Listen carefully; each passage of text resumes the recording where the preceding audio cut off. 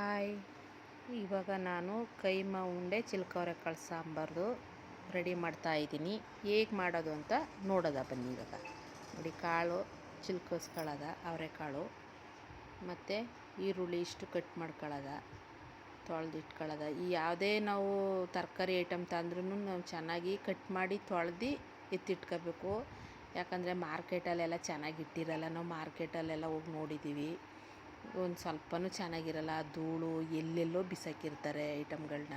ನಾವು ಚೆನ್ನಾಗಿ ತೊಳೆದು ಅದನ್ನು ಹಾಕಬೇಕು. ನೋಡಿ, ಶುಂಠಿ, ಬೆಳ್ಳುಳ್ಳಿ, ಈರುಳ್ಳಿ, ಚಕ್ಕೆ ಮತ್ತು ಸಾಂಬಾರು ಸೊಪ್ಪು, ಅರಿಶಿನ ಪುಡಿ ಮತ್ತು ಎಷ್ಟು ಹಾಕಿ ರುಬ್ಕೊಳ್ಳೋದ.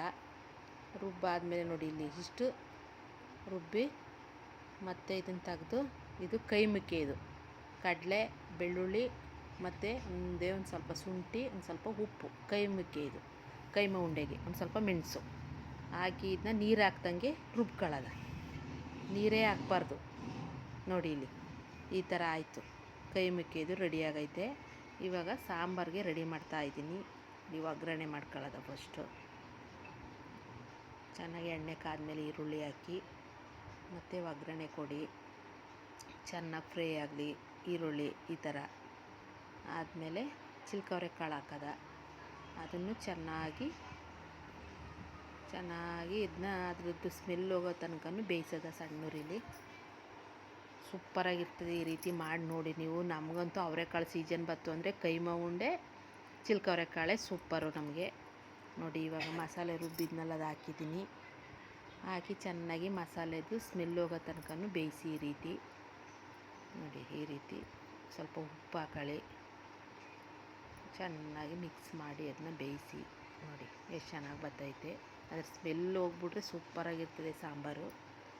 ಈ ಥರ ಈಗ ನಮ್ಮದು ಅರಿಶಿನ ಪುಡಿ ಹಾಕ್ತಾಯಿದ್ದೀನಿ ಮತ್ತು ಧನಿಯಾ ಪುಡಿ ಸ್ವಲ್ಪನೇ ಮಾಡೋದ. ಸ್ವಲ್ಪನೇ ಹಾಕಿ, ಜಾಸ್ತಿ ಹಾಕಬೇಡಿ. ಸ್ವಲ್ಪ ಅಚ್ಕಾರದ ಪುಡಿ ಹಾಕೋದ. ಇಷ್ಟೇ ಹಾಕೋದು ಐಟಮ್ ನಾನು. ಚಿಲ್ಕವರೆಕಾಳು ಮತ್ತು ಕೈಮಾ ಉಂಡೆ ನಮ್ಮ ಹಳ್ಳಿ ಸ್ಟೈಲಲ್ಲಿ ಮಾಡ್ತಾಯಿರೋದು ನಾವು ಹಳ್ಳಿಯವರೇ. ನಮ್ಮ ಮಾತಲ್ಲಿ ಏನಾರು ತಪ್ಪು ಅಂದರೆ ಒಂದು ಸ್ವಲ್ಪ ಕ್ಷಮಿಸ್ಬಿಡಿ. ನಮಗೆ ಗೊತ್ತಾಗಲ್ಲ. ಇದೇ ಫಸ್ಟ್ ಮಾಡ್ತಿರೋದು ನಾವುಗಳು. ಯೂಟ್ಯೂಬಲ್ಲಿ ಇದೇ ಫಸ್ಟು ವೀಡಿಯೋಗಳು ನಮ್ಮದು. ನೋಡಿ, ಎಷ್ಟು ಬೇಕು ಅಷ್ಟು ನೀರು ಊದ್ಬಿಟ್ಟು ಚೆನ್ನಾಗಿ ಬೇಯಿಸಿ. ಈ ಥರ ನೋಡಿ, ಕಾಳು ಒಂದು ಸ್ವಲ್ಪ ಕಡಿಮೆ ಇತ್ತು, ಅದರಿಂದ ಈ ಥರ ಚೆನ್ನಾಗಿ ಬೇಯಿಸಿ ಮುಚ್ಚೋದ. ನೋಡಿ, ಕುದೀತೈತೆ ಇವಾಗ ಚೆನ್ನಾಗಿ. ನೋಡಿ, ಇನ್ನೂ ಗಟ್ಟಿ ಬರಬೇಕು. ತೆಂಗಿನಕಾಯಿ ಆಡ್ಸಿ ಹಾಕಬೇಕು, ಆದರೆ ನಾನು ತೆಂಗಿನಕಾಯಿ ಹಾಕಿಲ್ಲ. ನೋಡಿ, ಕೈಮಾ ಹೊಡಿಸ್ಕೊ ಬಂದಿರೋದು. ಇದನ್ನ ಚೆನ್ನಾಗಿ ತೊಳ್ಕೊಳ್ಳಿ. ಅದು ಹೋದ್ರೂ ಪರವಾಗಿಲ್ಲ, ಅದು ಕ್ಲೀನಾಗಿ ಒಂದು ಸ್ವಲ್ಪ ತೊಳೆದು ನೋಡಿ, ಈ ಥರ ಸೋರ ಬಾಟ್ಲಲ್ಲಿ ಹಾಕ್ಬಿಟ್ಟು ಈ ಥರ ನೋಡಿ ಕ್ಲೀನಾಗಿ ಜಾರ್ಗೆ ಹಾಕೊಳ್ಳೋದ. ಅದಕ್ಕೊಂದು ಸ್ವಲ್ಪ ಉಪ್ಪು ಹಾಕೋದ, ಒಂದು ಸ್ವಲ್ಪ ಅಚ್ಕಾರದ ಪುಡಿ ಹಾಕೋದ, ರುಬ್ಕೊಳ್ಳೋದ. ನೋಡಿ,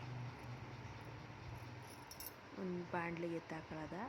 ನೋಡಿ, ರುಬ್ಬಾಯಿತು. ಇದು ಕಡಲೆ ಪುಡಿ ಮಾಡಿದೆ ನೋಡಿ, ಮಸಾಲೆ ಎಲ್ಲ ಹಾಕಿ ಅದನ್ನು ಇದ್ರ ಜೊತೆ ಸೇರಿಸೋದ. ಇಲ್ಲಿ ನೋಡಿ, ತುಂಬಾ ಚೆನ್ನಾಗಿರ್ತದೆ. ಒಂದು ಸ್ವಲ್ಪ ಕೊತ್ತಂಬರಿ ಸೊಪ್ಪು ಹಾಕೊಳ್ಳೋದ. ತುಂಬಾ ಚೆನ್ನಾಗಿರ್ತದೆ. ಒಂದು ಸಲ ಮನೇಲಿ ಟ್ರೈ ಮಾಡಿ ನೋಡಿ. ನಮ್ಮ ಹಳ್ಳಿ ಅಡುಗೆ ರುಚಿ ಹೇಗೈತೆ ಅಂತ ಕಮೆಂಟಲ್ಲಿ ತಿಳಿಸಿ ನನಗೆ. ಆದರೆ ಇಂಗ್ಲೀಷಲ್ಲಿ ಮಾತ್ರ ಹಾಕಬೇಡಿ, ಕನ್ನಡದಲ್ಲೇ ಕಳಿಸಿ. ನಮ್ಗೆ ಇಂಗ್ಲೀಷ್ ಓದೋಕ್ಕೆ ಬರಲ್ಲ, ಕನ್ನಡದಲ್ಲಿ ಅಲ್ಪ ಸ್ವಲ್ಪ ಓದ್ಕೋತೀವಿ. ನೋಡಿ, ಇಲ್ಲಿ ಹಿಂಗೆ ಉಂಡೆ ಕಟ್ಟಿ ಒಂದು 10 ನಿಮಿಷ ಮಡಗ್ಬಿಡಿ. ಆಮೇಲೆ ಉಂಡೆ ಮಾಡಿ ಈ ಕುದೀತದಲ್ಲ ಸಾಂಬಾರು, ಆ ಸಾಂಬಾರಿಗೆ ನೋಡಿ ಈ ಥರ ಉಂಡೆ ಮಾಡಿ ಸಣ್ಣ ಉರಿ ಮಾಡ್ಕೊಳ್ಳಿ. ಇದಿಷ್ಟು ಕುದಿಯೋದಕ್ಕೆ ಒಂದೇ ಸಮ ಹಾಕೋದು ಬೇಡ. ಸಣ್ಣ ಉರಿ ಮಾಡ್ಕೊಂಡು ಇವಾಗ ನೋಡಿ, ನಾನು ಸಣ್ಣ ಉರಿ ಮಾಡಿಬಿಟ್ಟೆ, ಕಮ್ಮಿ ಆಯಿತು ಉರಿ. ನೋಡಿ, ಲಾಸ್ಟಲ್ಲಿ ಒಂದು ಟೊಮೊಟೊ ಕಟ್ ಮಾಡಿ ಹಾಕಿ ನೋಡಿ ಬೇಯ್ದು ಸಣ್ಣ ಉರಿಲಿ ಬೆಂದಮೇಲೆ ಅದು ಒಡೆದೋಗಲ್ಲ. ಅದು ಕೈಮಾ ಉಂಡೆ ನೋಡಿ ಯಾವ ಥರ ಐತೆ ಅಂತ. ನೋಡಿ, ಅಲ್ಲಿ ಚೆನ್ನಾಗಿರ್ತದೆ. ಟೊಮೊಟೊ ಹಾಕ್ಬಿಡಿ. ಇವಾಗ ಒಂದು ಟೊಮೊಟೊ ಇವಾಗ ತಿರುಗಿಸಿ ಮತ್ತೆ ಮುಚ್ಚಿ ಚೆನ್ನಾಗಿ ಬೇಯಲಿ ಇದು.